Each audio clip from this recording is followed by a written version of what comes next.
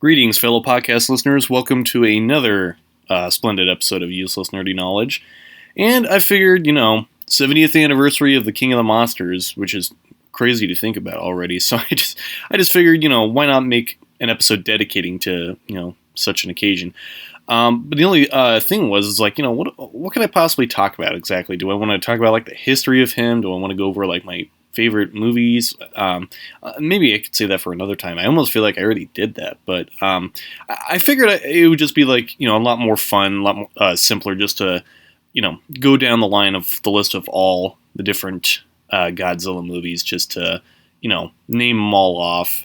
And I'll probably just give a brief synopsis of what the plot is, and then I'll just give my own opinion of what I thought when I first viewed them, or even what I think of them now, I believe. So I'll probably just go down that route of talking about all the different, pretty much all of the Godzilla movies. I would talk about some of his TV shows, but I feel like that would be extra work just to do that, because a couple of his shows are mainly animated series and such. There's only a couple of live action series he's been in. I might mention those just briefly. But I mainly just want to talk about just his movies in general. Obviously, we'll start with his very first one in 1954. Obviously, this was 70 years ago to this day, and it's just hard to believe how much of an impact it affected on the world. Not only being one of the most iconic movies of all, monsters of all time, but obviously this was a metaphor for nuclear war, basically showing the dangers of this is what would happen if man wasn't careful enough with nuclear weapons and such, because it could spawn this thing, But it is kind of interesting too, because in a way, Godzilla was basically an inspiration from King Kong, and literally a year before his creation was Ray Harryhausen's monster, the Rhedosaurus, from the movie The Beast from 20,000 Fathoms, which is a pretty good movie. But it's just amazing of how someone who was inspired and basically created from King Kong would also go out to fight him a couple times too, which is pretty cool. So anyway, I'll just discuss the brief synopsis of the first film. Basically, a whole bunch of ships out in the Pacific Ocean get destroyed. Very few survivors survive from this ball of fire that they claim to see. This island, referred to as Odo Island, worships this god named Godzilla, or Gojira, which is in Japanese, it's a cross between gorilla and whale, all that. So, with all this stuff going on, all of a sudden Godzilla decides to, attack Tokyo, and it shows some really good suitmation special effects. Basically, a suitmation being, a guy in a rubber suit trampling around, little model buildings of a city and such, so it's pretty cool. Good old Haruo Nakajima was in the suit at the time. Basically he went over, in order to study his work to become the monster that he would be. Obviously he had to act kind of like an animal, so he observed different animals that he would go to the zoo to, gorillas and such. Gorillas, elephants, all those different animals, the way they walk, the way they move around and such. Basically, some source material to use from that, just to make him move around like he did.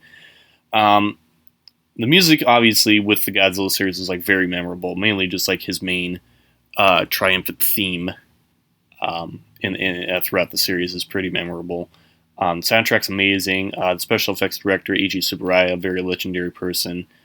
And basically, with getting back to the plot, it involves the scientist named Dr. Serizawa, who creates this interesting weapon to destroy all oxygen surrounding the area. Whether I think it would also matter on land, but with air. But mainly, it's what he experiments it on is on fish, where it's in the water. So obviously, it's a deep dark secret, and he fears that if it gets into the wrong hands, like a government or something like that, they would use it for bad, and he doesn't want to unleash it on the world. So his only, he hesitates at first, being no, I don't want to use it, because it would be an effective weapon to kill Godzilla, because he killed hundreds of people in that one night. A lot of destruction, a lot of fires everywhere, but obviously he was hesitant to use it at first, and eventually he does, sacrifices himself and manages to kill Godzilla. Spoiler alert. So obviously this it's still a pretty good movie. But again, it just depends on which version you watch. Of course, with this movie being, a Japanese film, there's like two different versions. Like one made for, obviously one that was the original one that was made in Japan, and then a different version that was made mainly for American audiences with like a bit of an English dub in there, but also introducing Raymond Burr's character, Steve Martin, who's a reporter, not to be confused with the actor/comedian that has the exact same name, Steve Martin. But basically, Raymond Burr, who's known for lots of things like Perry Mason, of course. I think he does pretty good, just being there, being kind of like the narrator, brushing light upon what the situation that was going on, basically. Obviously, very memorable character for me because he would reprise his role about 30 years later. But we'll get to that in a bit. Obviously, for anyone who's seen the original Godzilla, they would remember immediately, mainly the American version. If you grew up watching that version, of course.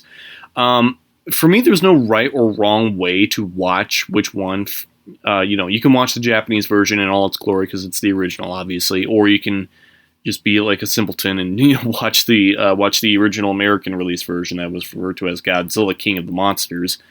You can watch it either way. Honestly, I'm someone who prefers the original American, the American version with Raymond Burr, just because it's simple. Like reading subtitles for me is just a bit of a pain because like having to read and watch the movie at the same time just takes a lot of work and all that stuff.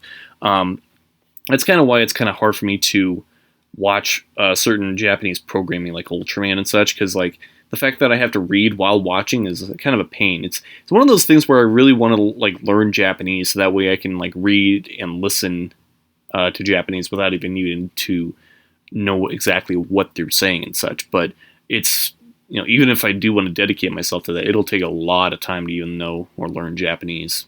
A lot of lessons.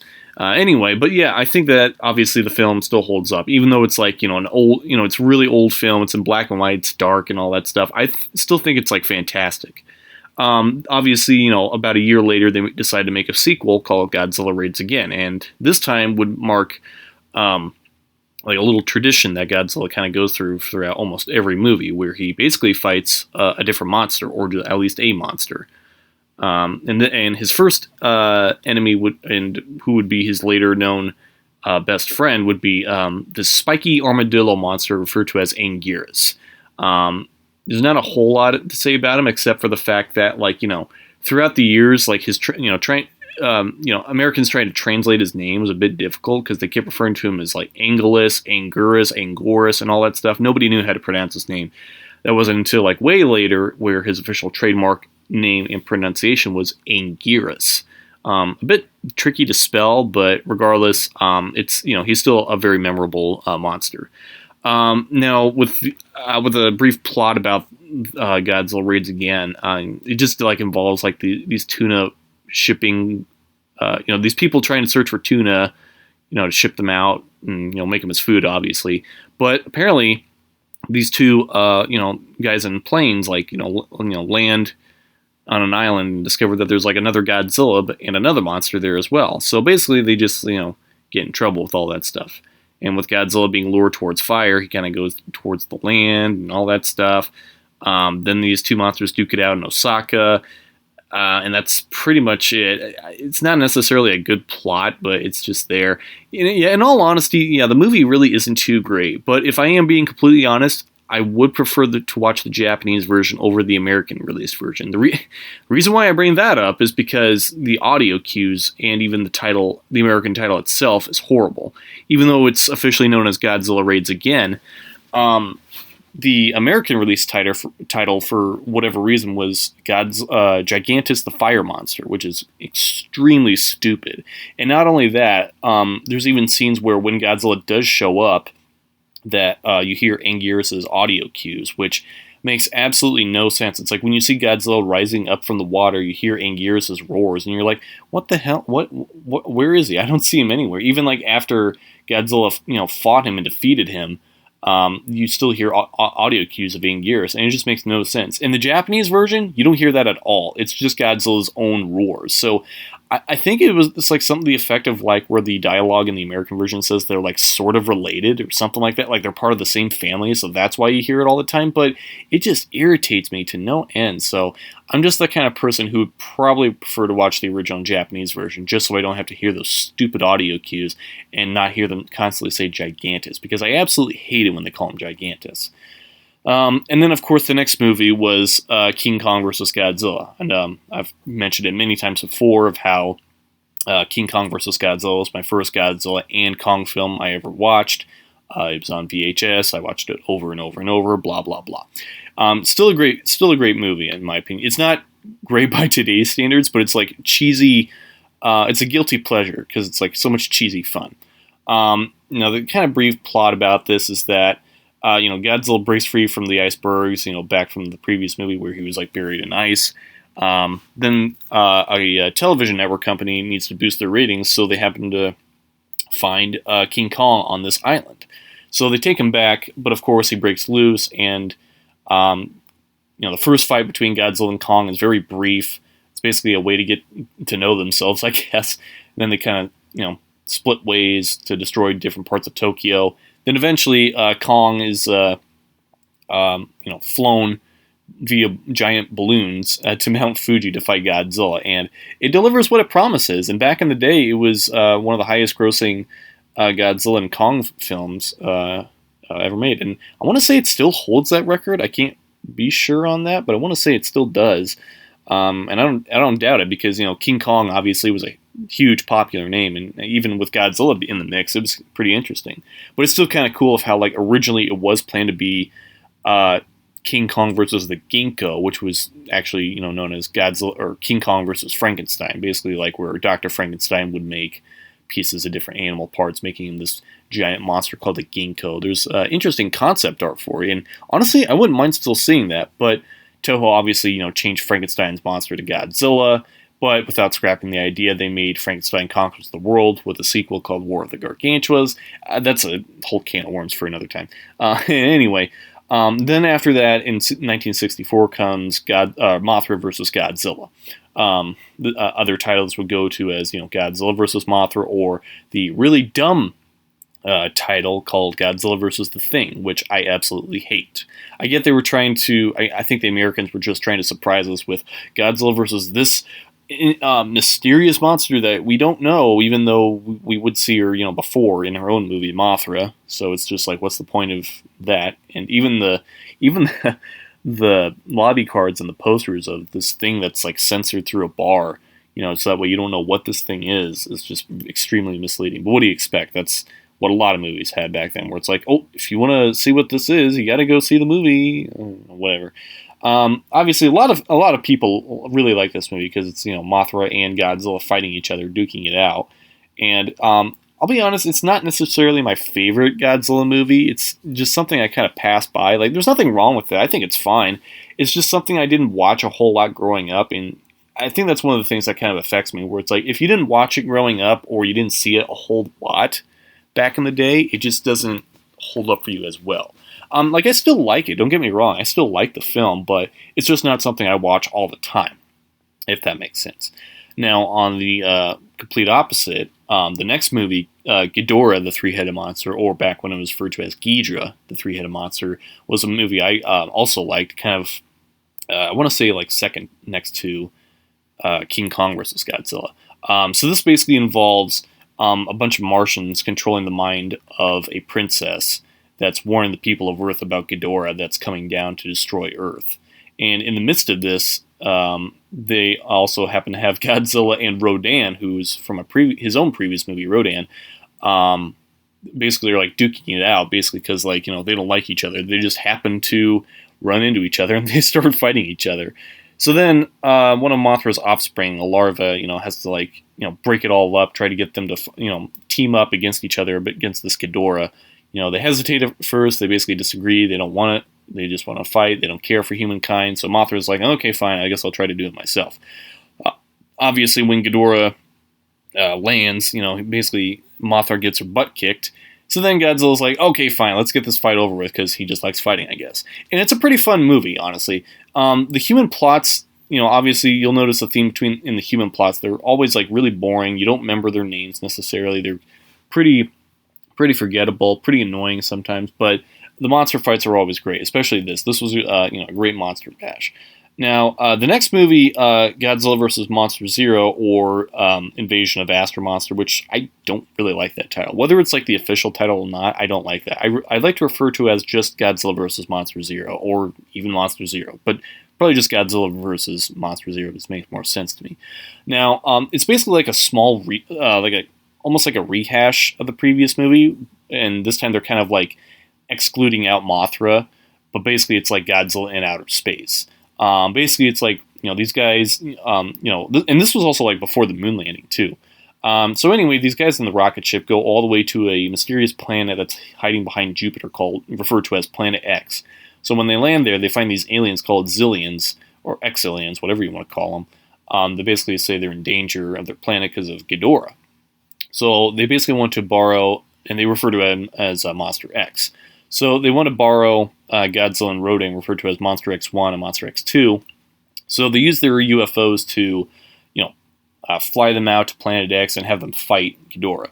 But then it turns out, apparently, and should we really be shocked about this at this point, that the aliens are bad guys. So they had control of Ghidorah all along, and then they also decide to, control Godzilla and Rodan and wreak havoc on the Earth. So then, obviously the people of Earth, the army, whatever, come with this idea that to get the monsters out of their control from some little toy maker, scientist guy that makes this really annoying, ear-piercing sound device that basically breaks control of the monsters, mind control, whatever you want to call it. And then basically, Godzilla and Rodan to get out with Ghidorah again, and that's pretty much it. Now, this movie's fine, but once again, it's not really one of my favorites. I think this is also one of Godzilla's least amount of screen time, like one of. Not his most, I don't think, but like one of. But yeah, it's just not necessarily my favorite exactly. It's just okay. Now, as for the next one, Godzilla vs. the Sea Monster, this is also not really one of my favorite Godzilla movies. It's like really cheesy, really boring, not a whole lot of Godzilla screen time, I don't think.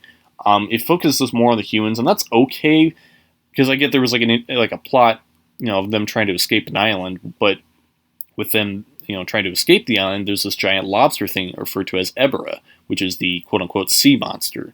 And then you get all these like natives that are captured as slaves from these this evil this evil what do you want to refer to it as, like evil I don't know, these evil bad guys that are just like, have control of these slaves and stuff like that. They're trying to make weapons or something like that. I honestly don't even know what they're doing. But they basically enslaved all these guys from Infinite Island, which is Mothra's island. And then the natives on that island are trying to wake up Mothra with a song. Godzilla's in the mix of this, where he just happened to be sleeping in a cave somewhere and fights Ebera. And this was also one of two movies that was riffed on Mystery Science Theater 3000, if you've ever seen the show. But yeah, it's pretty lame. It's pretty cheesy. It's not great, obviously. So it's one of those movies where, you can pretty much just skip it if you don't want to watch it. But if you're a really hardcore Godzilla fan, like me, you can watch it and just, think of it for yourself. The next movie, it's kind of funny too, because like most times I kind of get that mixed up with this movie. Because like they both take place on an island and such like that. Son of Godzilla. Now, this was definitely where the era of Godzilla was starting to lean its genre more towards children, because a lot of kids were starting to watch these movies and have a liking towards this giant lizard, and it makes sense. So I guess this was like a way for them to appeal towards kids, where Godzilla had a son. Now, a lot of people are kind of like. Kind of like with the feelings of Jar Jar Binks, where they really don't seem to like Manila or Minya all that much, just because he's like this ugly looking lizard that's basically like supposed to be Godzilla's son, we assume. And of course, with this being on like a secluded island with these giant radioactive monsters, there's also these giant praying mantises called Kamacuras, and this giant spider called Kumonga, or in the English dub, it's called Spiga or Spiga, whatever you want to call it. But it's basically, now it's like officially known as Kumonga, whatever. There's not a whole lot of a plot necessarily to it. Like, there kind of is, but at the same time there isn't. I don't really want to talk about the plot because, like, I don't remember a whole lot of it. It's like something to do with some sort of freezing device to freeze the island or something like that. I don't really remember. But anyway, let's just move on to the next one. Destroy All Monsters. This was intended to be like the very last of the Godzilla movies, just to basically give them a big finale, big closing, and all that stuff. So they got as many of the monsters as they could. Whether the suits were good or not. They had a huge barrage of different, monsters that only appeared in one movie without Godzilla at first, like, Varan, Baragon, Gorosaurus, Manda, and Mothra was in there. Kumonga came back, Anguirus came back, Rodan. So it was a huge deal. And then, of course, it involves aliens. It takes place in the year 1999, and it has these aliens, mind controlling all these monsters, setting them loose all over the world. Then as soon as the army figures out a way to break free of the monster's mind control, these aliens referred to as Keylocks unleash King Ghidorah on Earth. And basically, it's kind of an unfair fight if you think about it, because with Ghidorah, even though he's like a three-headed dragon and stuff like that, it's kind of an unfair fight if you think about it, because you get like all these different monsters with Godzilla, Godzilla's son, and all these other different monsters, and there's like three that don't even do anything. They're like in the background just watching it out. It's like, even with that, it's still a fun fight regardless. But it's just so unfair, and I almost feel bad for Ghidorah, just the fact that, like, obviously they wanted to go with a bang. Wanted to beat the ever-loving crap out of this, this monster suit, because they figured they weren't going to do anything ever again and such. And that's the other thing about this movie, is that you're not going to see a whole lot of monster action. It's going to be a lot of sci-fi human plot you'll see throughout the majority of the film. You get to see some monster action, but again, not a whole lot. So you might be disappointed. It's just best to like watch a bit of the beginning with the monster destruction scenes, and then skip to the end where it has the big climactic finale with the monsters fighting one. So, and that's all I can say about it. But of course, it would not be the last Godzilla movie, as the box office money came rumbling back in, and they were like, you know what? Let's just make more. So they decided to make what I think was a really cheap, half-assed way of another Godzilla movie called Godzilla's Revenge. I'm not calling it All Monsters Attack. I don't care if that's the official title. I think the title is dumb. Godzilla's Revenge just makes more sense to me. Now, anyway, as for the plot, there's like this little boy referred to as Ichiro, who gets bullied by this other kid called Gabara. So Ichiro goes through this dreamland, you want to call it, where he basically pretends he's on Monster Island and befriends Godzilla's son Minya, or Manila, whatever, that can also talk and grow in size, which is a bit odd. And basically, the entire movie is just a clip show of different Godzilla movies. Like, you see small little snippets from Destroy All Monsters, and you see most clips reused from Son of Godzilla and Godzilla vs. the Sea Monster. And that's basically it. It's literally just a clip show. So even though I did watch this, I think, a few times as a kid, it's not that great. Unless you've never seen a Godzilla movie before, and this is like your first time ever watching it, then you should be fine. It's basically like with the later Gamera movie, Gamera Space Monster, or what is it? Space Monster Gamera, or Gamera Super Monster, that's it. Where it was literally, the entire movie was a horrible space woman plot that did jack, and it was literally just a clip show recycling all the clips from all the Gamera movies, which was pathetic. If you don't know who Gamera is, he's basically like a knockoff of Godzilla, just a giant flying radioactive turtle with tusks who's also a friend of children.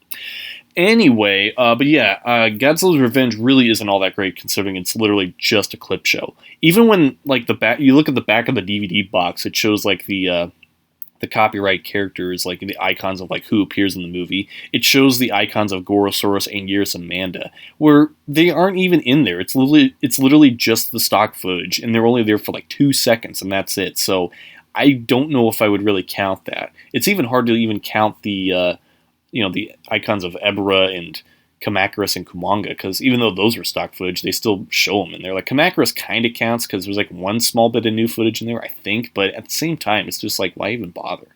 But the new monster in this is referred to as Gabara, who's this really stupid-looking, bumpy-looking, horned, electrified monster who supposedly his origin, if you can even call it that, was like he was like a toad that's now radioactive and can sprout electricity from his arms.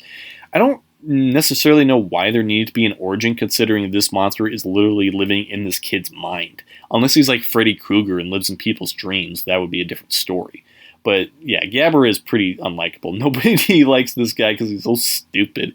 But surprisingly, he will be getting his own action figure very soon.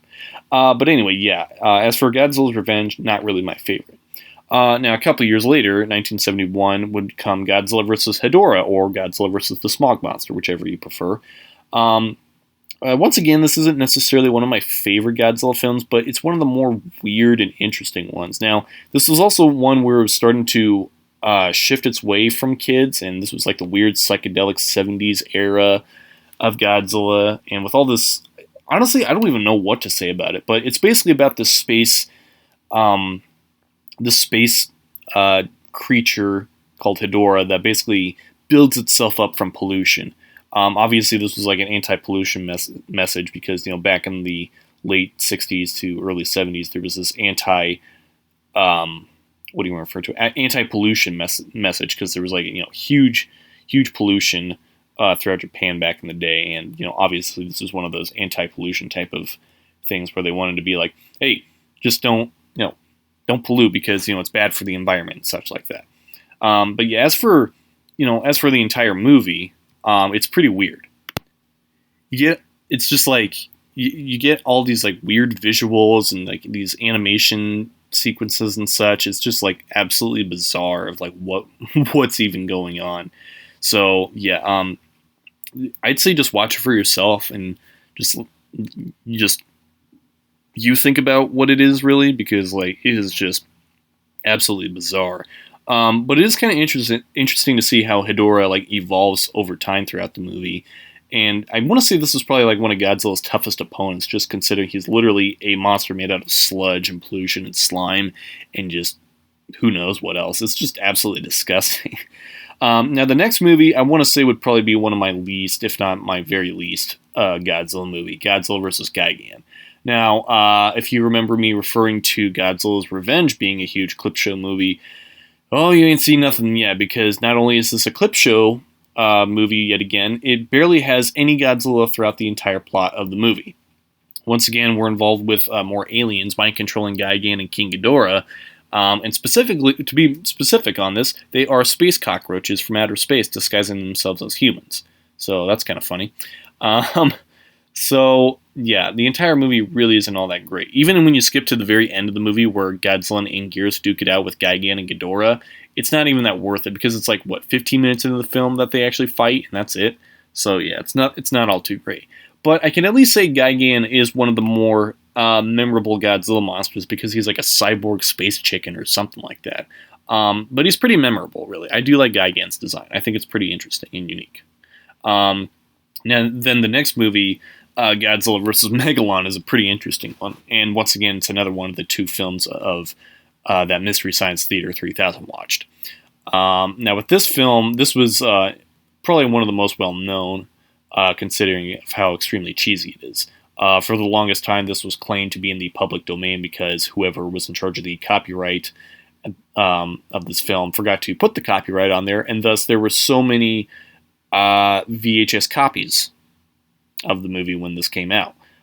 So that's why probably a lot of people remember this one a lot, just because, Godzilla vs. Megalon had a reputation for, being all over the place.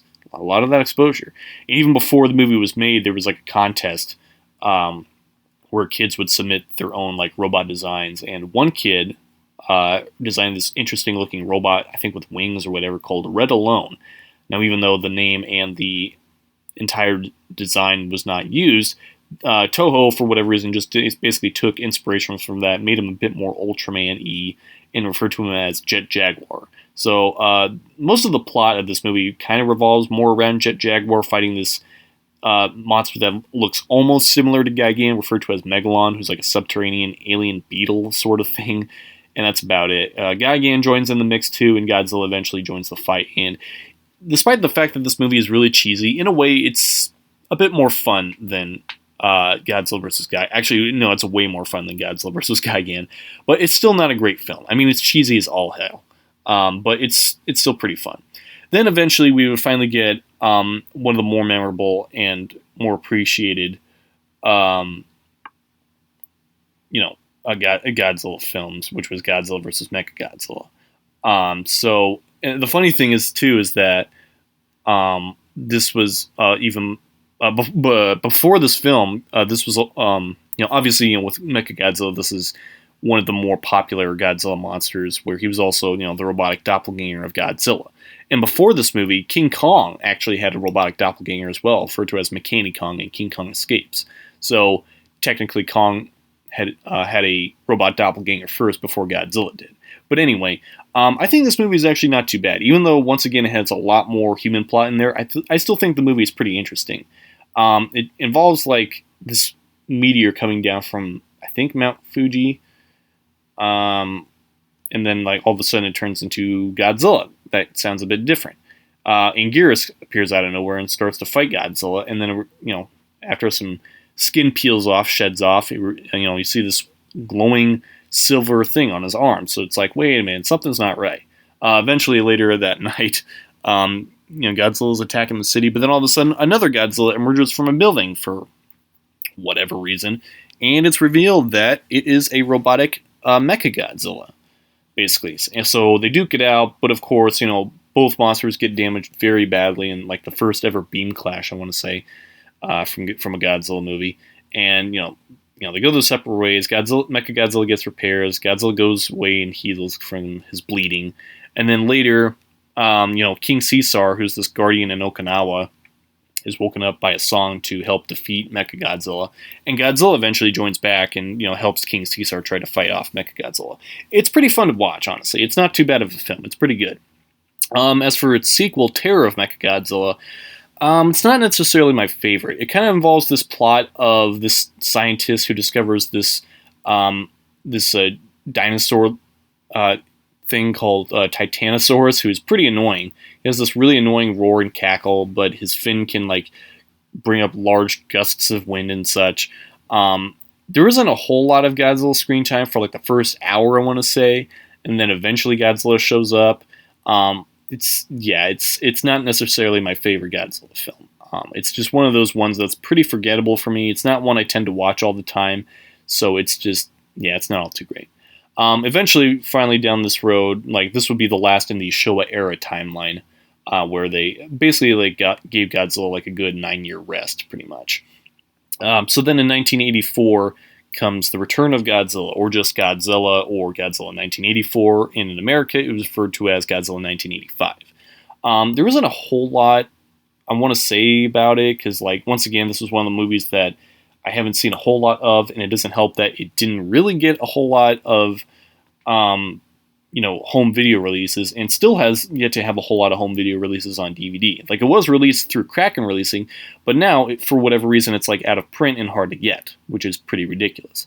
But of course, there's 3 different ways you can watch the film. You can watch the original Japanese version from '84, you can watch it with an English dub, or you can watch the American release 1985 version that has Raymond Burr reprising his role as Steve Martin, or as the movie refers to it as Mr. Martin. I think the movie's fine. It's not necessarily one I go back to, but I think the movie's just okay. It's a worthy sequel or successor that takes place after 30 years after the first Godzilla movie, and that's about all I can say about it. Then a few years later, in 1989, comes Godzilla vs. Biollante. Now, with Biollante, it's not exactly one of the more memorable Godzilla monsters, but the reason why Biollante came into existence was that there was a contest with people submitting, a monster for Godzilla to fight, and out comes this plant monster with multiple like armed tentacle things. That's basically like Godzilla cells merged with a plant. That's like a Venus flytrap, but like more deadly and more dangerous. And unfortunately, it's just one of those movies that I really didn't care for. I thought it was really boring, didn't have a whole lot of Godzilla action, so it's just one of those movies that I just really don't care for, unfortunately. And once again, I think it is another one of those movies that's like, didn't have a whole lot of like DVD or home video release stuff when it's out, so it's sort of a bit hard to find. I'm not really sure. But then anyway, a couple years later would come Godzilla vs. King Ghidorah. This was probably the first Heisei era of the Godzilla movies that I ever watched, and I still like it. People may not like it, but I do. Basically, the plot involves these people from the future that come in this UFO-looking thing that say that Godzilla will destroy all of Japan and the world if he's not stopped. So they go all the way back to World War II to where they find the origin of Godzilla, where he's basically a dinosaur referred to as a Godzillasaurus. So before the atomic bomb radiates him and turns him into Godzilla, who he is now, the people in the future basically transport the Godzillasaurus into, I think, the present day, and then in place of that, they let loose these three cute little animal things called Dorats.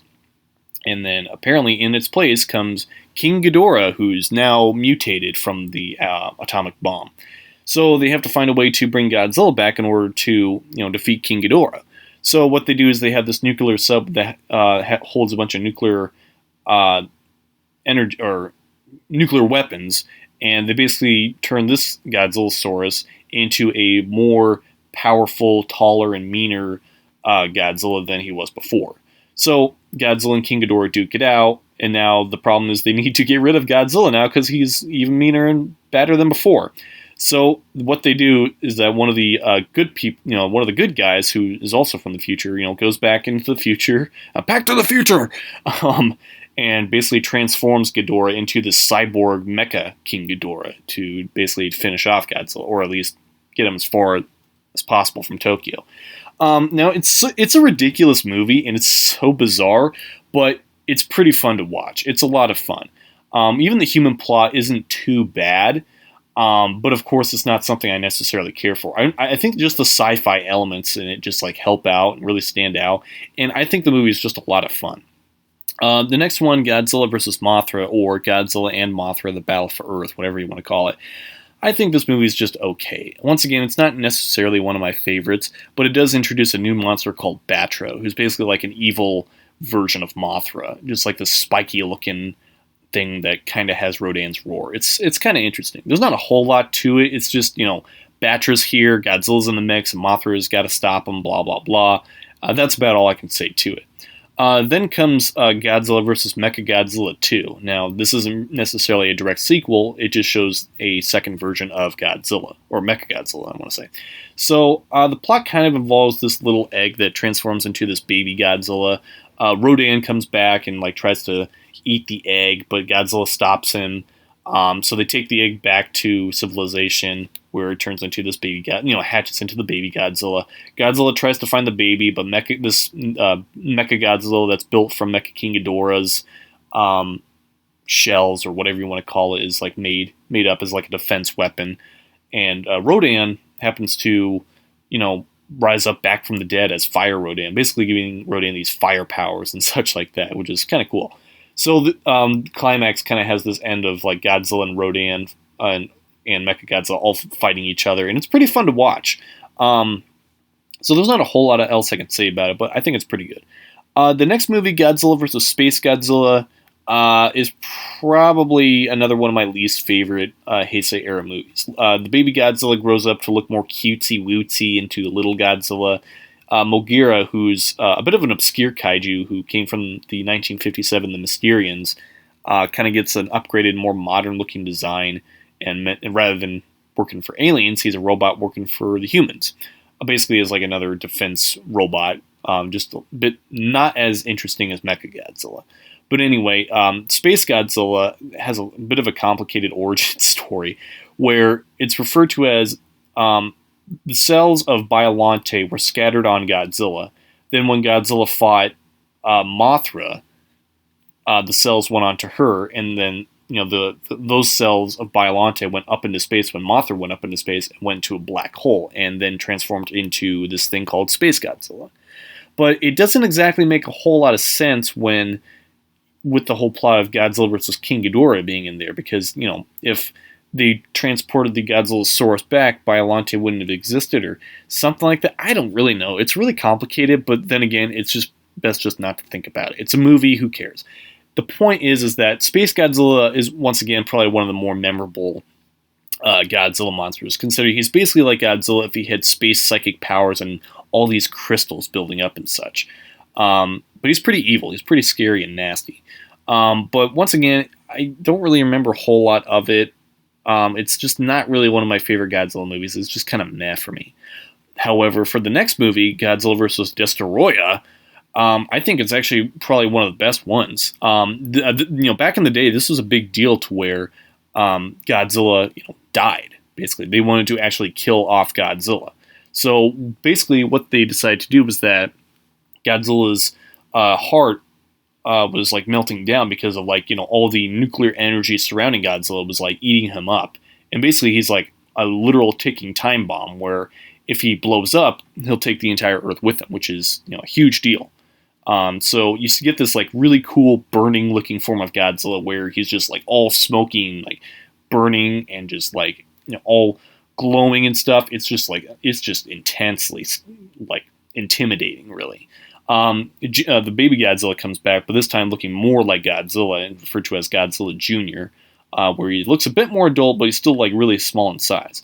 But in the midst of all this, you get these like little microorganisms that evolve into what's called a destroyer, where it's later referred to as these little microorganisms came from the oxygen destroyer, which Dr. Serizawa made all those years ago. So they're basically like evolving into these creepy looking creatures that's like a mix of a crab, a scorpion, alien, and predator, and something else. I don't know what, but it's pretty interesting. Destroyer is definitely another one of the more memorable Godzilla monsters, not being just another Godzilla like clone like Mecha Godzilla or Space Godzilla. This time he's like a crab demon or devil or something like that. Just the way he looks is just like super scary, but he's really cool. It is a pretty much an emotional moment when we see what happens to Godzilla, but it's still a pretty good movie. Honestly, it's pretty fun to watch. It's pretty entertaining. Obviously, they gave him a rest. There was like all these talks about maybe making another sequel. Toho was just in the middle of making the Rebirth of Mothra trilogy for the next couple of years. Gamera came back with a new series of movies, a new trilogy basically. So in 1988, TriStar decided to get the rights to Godzilla and make probably one of the biggest disappointments, but yet high box office movies of Godzilla. I really don't know where to begin, because I feel like this would be like a video for another time. Basically, all the marketing for it was a success with Godzilla 98, all these, different, advertisements and merchandise was just all over the place. This movie was a big deal, but this was from the same guys who made Independence Day. It was basically a huge disappointment.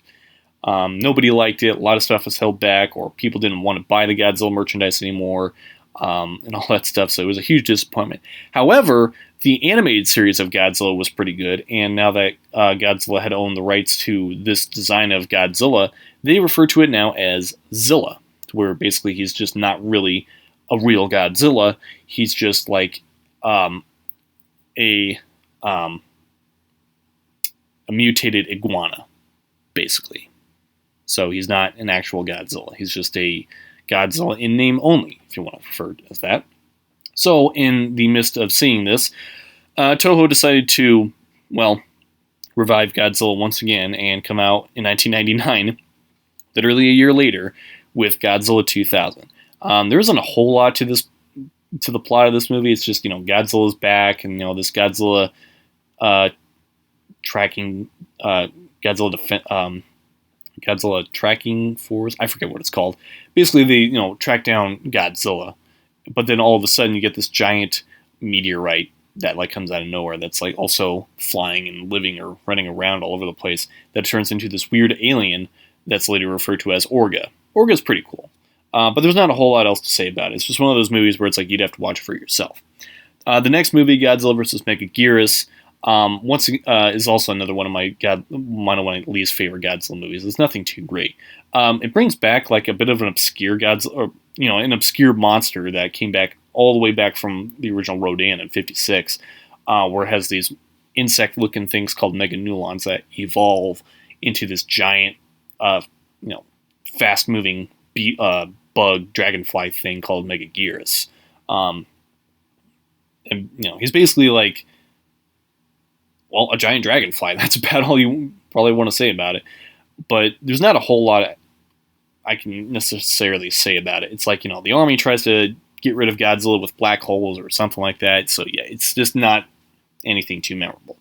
But the next movie, Godzilla, Mothra, and King Ghidorah, Giant Monsters All Out Attack, huge mouthful of a title, I know, is actually a pretty good, entertaining movie. Now, the origin of this Godzilla refers to as, like, he's like the souls of all the lost soldiers in World War II that are, like, formed up into this, Godzilla, basically, and are basically back for revenge. So then these three guardian monsters of Mothra, King Ghidorah, where, yes, King Ghidorah is a good guy this time, and Baragon, basically rise and try to stop Godzilla. It's pretty entertaining. Now, Baragon was one of the lucky, obscure kaiju who managed to get the big screen appreciation. The original idea for this was that, the creators wanted to have Anguirus and Varan, which were a bit somewhat obscure, didn't have a whole lot of spotlight on them, but they figured that putting King Ghidorah and Mothra in there would be better because, they're more memorable, more recognizable. But somehow Baragon managed to slip through the cracks, so that lucky for Baragon. And I even got to meet the actress who was in the suit herself, Raya Ota, who went through a lot of hard work, posing and being in the Baragon suit, which was pretty cool. So it's a pretty fun movie. It's pretty entertaining. A lot of action, a lot of fighting. It's a blast. Despite the fact that the title is a huge mouthful, you could probably just refer to it as GMK. Even though, unfortunately for Baragon, he didn't make the title. Anyway, the next movie, Godzilla against Mechagodzilla, would be a third Mechagodzilla that's introduced. For whatever reason, he's referred to as Kiryu. But the interesting thing about this Mechagodzilla is that he's built up from the original bones of the first Godzilla from 1954.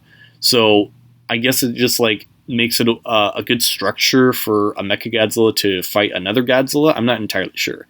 But it is pretty interesting to see them fight. But of course, eventually when the Mechagodzilla hears Godzilla's roars, all of a sudden the bones turn into this, not really a zombie, but it awakens the energy around this Mechagodzilla, and all of a sudden the Mechagodzilla remembers that it's the original Godzilla that died, and it literally destroys Japan once again.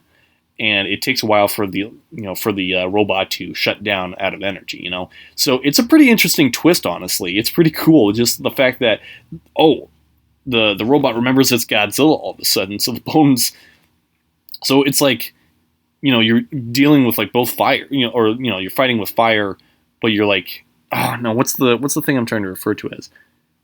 Well, anyway, it's pretty intense, honestly. And then it got its own sequel, Godzilla Tokyo SOS, where we have Kiryu, or the Mechagodzilla, coming back. But this time Mothra's in the mix, basically saying that Mothra is unhappy because it's imbalanced, that they dug up the bones of Godzilla and they need to put it back. So, Mothra has to help with fighting Godzilla, and Mechagodzilla has to fight Godzilla 2, and it's a pretty good movie. There's not a whole lot else I can say about it. Now, as for the next one, the 50th anniversary of Godzilla, comes Godzilla Final Wars. This was a huge blast, really. It might be a bit of a mess, and it's all over the place, but it's still a lot of fun to watch. This is basically Destroy All Monsters times 4. With a lot more monsters, a lot of action, a lot of aliens, and explosions and stuff. It's pretty fun to watch. There's not a whole lot I can say about it other than a lot of obscure monsters come back, like Anguirus comes back, King Caesar, Zilla is in the mix, Kamacuras, Kumanga, Gigan comes back in a really cool enhanced looking version. But there's so much I want to say about it, but there's also too much to say about it. So I'm just that kind of person who's don't necessarily want to spoil a whole lot of it. So I say just go watch it for yourself because it's a lot of fun. But also a bit of a ripoff of The Matrix. So once again, Toho just decided to give Godzilla a rest and just like, not really make another Godzilla movie for a good few years. Then out comes a new American-made Godzilla reboot in 2014, which was a pretty big deal and a pretty big box office success, and would later unknowingly be the start of the MonsterVerse because they obviously wanted to cash in on the whole shared universe with with the Avengers doing that. So they figured, why not? Why not do something like that, right? And about a couple of years later, they decided to Toho decided to come back into the ring and make another Godzilla movie called Shin Godzilla or Godzilla Resurgence. But with the 2014 Godzilla movie, it's not as great. Like, it's more of a fun experience if you're watching it for the first time in theaters. Like, this was a movie that was made to be in theaters. But looking back at the movie, like if you're watching it at home, it's not that great. It could be better. It literally could have been better. It's like the first act was great, but then like the rest of the acts kind of fall in a way. It's just not that great. Now, as for Shin Godzilla, when I first watched this, I didn't like it. I thought it was super boring and disappointing. Too much human stuff going on. I didn't really understand what was happening at all. Godzilla's design, I didn't really like. The music and sound effects didn't feel like they fit at all. Because it was like, you get this realistic-looking zombie-ish fish Godzilla thing, but then you get like all the old roars and sound effects that don't really feel like they match up with this realistic, modern-looking quality that you're seeing. So I didn't really understand it. But that wasn't until I watched like Shin Ultraman and realized, oh, well, it's supposed to be this way, which is a little weird. But it's Japan. You have to expect that. They do a lot of weird stuff over there. So I didn't fully understand it, but when I watched Shin Godzilla for the second time, I still had mixed feelings on it, but I appreciated just a tiny bit more, being like, okay. So, once again, it's just one of those things of like, you take it or leave it. So, whatever. Next, 2017 would be Kong Skull Island, which would be the next part of the MonsterVerse, and kind of gave subtle hints of Godzilla being in there. So, the next movie in 2019 had steep competition between that and Avengers Endgame with Godzilla King of the Monsters. I think that this movie is way better than the first Godzilla movie from 2014. Has a lot of action, a lot of monster fights. Even though it's still in the dark, it's still a lot of fun to watch. This was a really big deal, and it was really cool just to hear all those booms and thumps in the theater. I thought it was awesome. A couple years later, we would eventually get Godzilla vs. Kong, which was a really big deal, really awesome. Waited so long to see this movie, and I thought it was an absolute blast. A lot of fun to watch. Sure, it's ridiculous, but I think it was a good, like, in tradition sort of way of, the original Showa era, and even some slight Easter eggs of the original King Kong vs. Godzilla. So I thought it was pretty good. Then, of course, a couple years later, we would surprisingly get another sequel, Godzilla X Kong: The New Empire, which I don't think it was as good as Godzilla vs. Kong, but I still thought it was pretty fun to watch. Sure, it's like ridiculously absurd because of like the whole sci-fi era is just absolutely bizarre, but it's still like so much fun to watch. It's just a huge blast, but it's just so cool too because like you get to see Godzilla in this like evolved pink looking version of himself, Kong with this like robotic arm to help him get around and such, and then you get like these two other giant monsters, like this like orangutan looking Kong and this like I don't know. There's just like so much to say about it, but it's like really cool though, because like this expanded universe of Hollow Earth is like so interesting. It's like, how large is the Earth really? Like the inside of it, is it really that large? Maybe it is. I honestly have no idea. But it's still pretty fun to watch. And then of course we would also get, I should have mentioned this before, but whatever. Eventually we would also get Godzilla -1, which was a huge big deal. Won an Oscar for Best Visual Effects. The first time Godzilla's ever won an Oscar, which is a huge deal. And this movie is pretty amazing. It's pretty good.